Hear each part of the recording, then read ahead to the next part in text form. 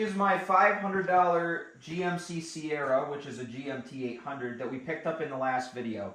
And pretty much in the last video, we just got it running right. And in this video, I want to make the interior a nice place to be. There is no rug, there is no center console, and there is a stock bass trim stereo. We're also working with GMC 16-inch Steelies, and the exhaust isn't done right, so we're going to straight pipe it. First, I realized in the last video we didn't do a burnout test with the truck. And as you guys know, every vehicle must pass the burnout test, so we'll try that first, and then get to the interior.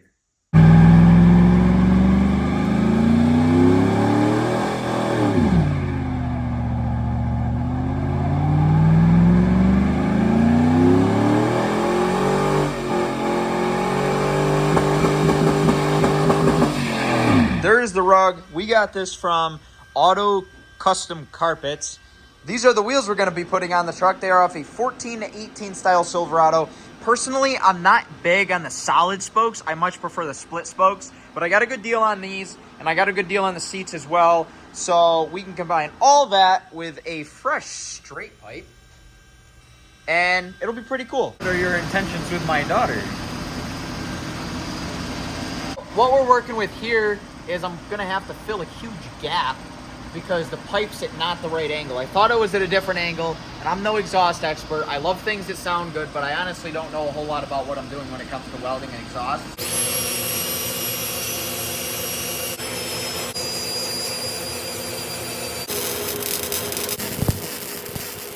And we have these straight pipe in now.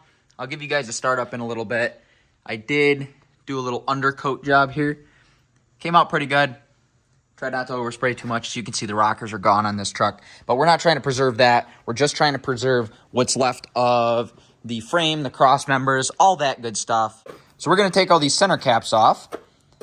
And then we're going to put the 18s off of the 1418 Silverado on here. 1, 2, 3, and 4.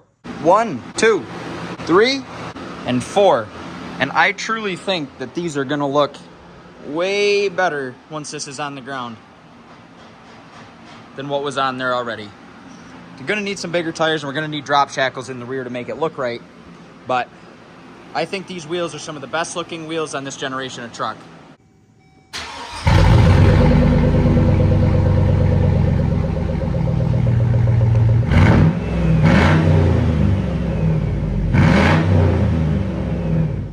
So we're going to be taking these out. Looks like we need a swivel. And you're supposed to use a P something socket or an E something socket. This is some different letter to get this out. But you can use a stubby 14 that's worn out or a brand new 15, as long as it's a 6 point. The rears are bolts, not nuts, and they are 11s. So thanks to my dad for always having some weird junk hanging around. This is an 1.5" electrical plug with some gasket maker. We're going to spray it black quick because you can see it from the underside. Now we just got to cut some holes in the rug. We're going to lay it down because the right way to do this is to take the old carpet out, lay it on top of the new carpet, and cut the holes. But we don't have an old carpet, so we're going to do this. And it'll come out similar, I hope. And nobody will ever know but us. It's our little secret. The first step here is going to be lining up the front because I believe they give us the most excess in the back. So we're going to line up the front with what we need and cut a hole for this, but we're going to cut it linear because this moves forwards and backwards. We're going to rip this thing out so that we can slide the carpet up under here because we have our blower box here that we took off in the last video, and what we want is the carpet up there. It's way too nice for me. I am the reason why I can't have nice things. Work this over, like so. And then we can work this forwards, like so. Cut it around, because we're in the insulation. I'm making pretty good progress on the holes here. We had cameraman vacuuming it out because there was some mouse remnants still behind these pillars. So we're going to tuck the carpet up behind there and then cut the excess so that we can pop the trim back in. And then we should be able to put the seats in without a problem. Everything is going pretty smoothly here. Now all the holes are cut. So we're just going to work a little of the insulation out of here. As you can see, I've already started working on the insulation. We don't want there to be not enough threads once this is sitting down there. I still want to be able to get to it because we're going to have seat rails in our way. So we have to put something else on top of this before anything gets bolted down. So I cut this hole. I cut a flap here. I'm going to retuck the flap and cut it like this so it works around. Same as I did on those. You can't even tell when it's tucked. Center console's in. This is going to be so much nicer than it was. All right, we've got the passenger seat in. It's all coming together now. Now just one more.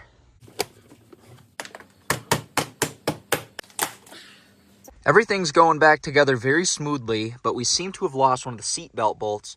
So we are out grave robbing this S10 that got in a rolled over crash that's headed to the scrapyard this week. And we're going to see if we can make this work. Right, that one worked. Let's get this bad boy back together.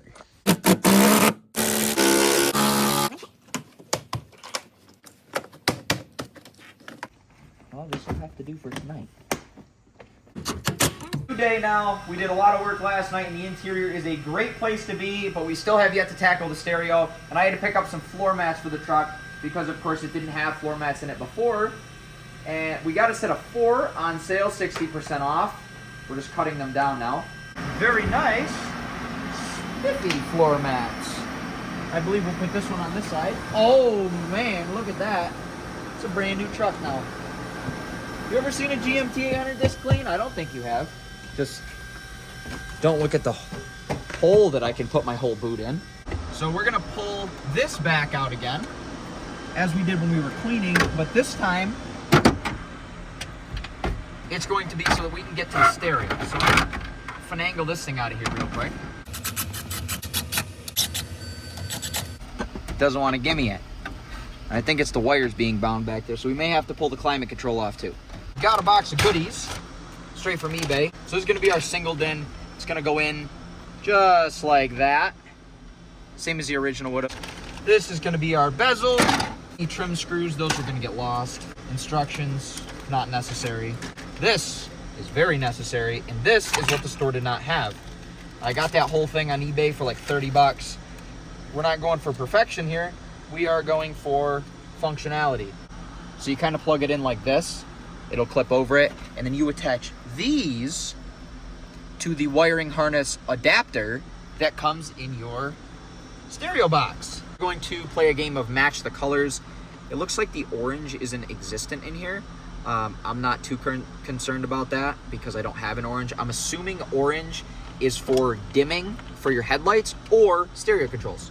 And I ordered the one without the stereo interface because it doesn't have steering wheel buttons. And when we do the blue, we're gonna put a third wire in. We're gonna connect the blue to the blue. And guess what color the third wire is gonna be? Also blue. And they typically come in all your stereo subwoofer wiring harnesses. So you just put 3 together instead of 2. That'll tell your amp when to turn on. That way it's not drawing your battery down. Pretty much what we're gonna do is we're gonna take these little guys off the ends, cut this down a little bit. We're gonna twist up both ends like this. We use these little guys here. I like to use heat shrink on my stuff. That way you're not having a terrible connection. The right way to do it is to solder it. How decent of a connection it is. Nothing's gonna get in there. It's melted properly. Once we do it on the other side too, it's gonna be very solid. This isn't gonna go anywhere. It's not like there's pressure on it regardless. All right, so we have all these ones done now. We're gonna take blue number 1 and blue number 2 and combine them with blue number 3 out of our stereo wiring box. We're also gonna run some RCA cables down through the dash over by the heater vent here. And we're gonna bring these in the same side. This is the 3rd blue wire that we're going to be connecting.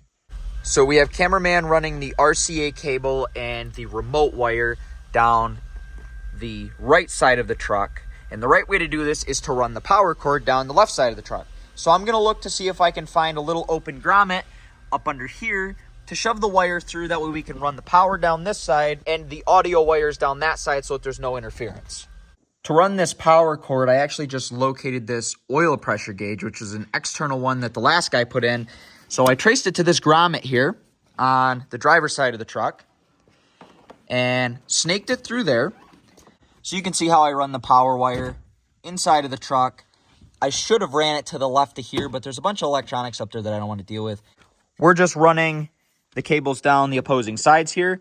We're going to have a lot of excess because this is just a single cab, and they give you enough to probably do a small sedan. So we're just going to put all this back on, and then we're going to tidy up the amp, make sure everything works, wire the rest of it, and then finish off this video. So currently, I am putting all the blue wires together, and again, this is not the right way to wire a car stereo system. I know that. And please do your due diligence on wiring car stereo systems if you do it for the first time. A fun fact, after diagnosing my wiring for several hours thinking that I made a mistake, it looks like there is no ignition accessory wire built into these trucks. So what you have to do is you have to tap into the AC, just going to be this brown wire here that comes off your HVAC system.